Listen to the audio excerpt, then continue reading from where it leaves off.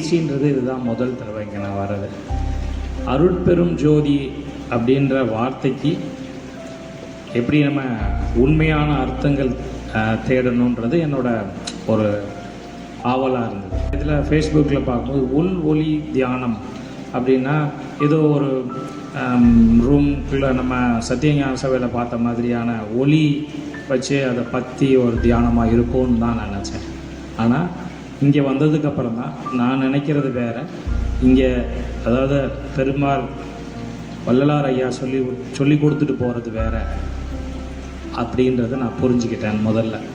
ரெண்டாவது, மனம் உருகி நான் ஐயா காலையில் சொல்லும்போது சொல்லியிருந்தாங்க, ஒரு ஐயா பாட்டு படித்தாங்கல்ல காலையில், மனம் உருகி கண்ணீர் வந்தது அப்படின்னா எனக்கு இந்த கிளாஸில் மனசை விட்டு ஒரு அழுகையில் ஒரு சந்தோஷம் அப்படின்றது இன்னைக்கு காலையில் தான்.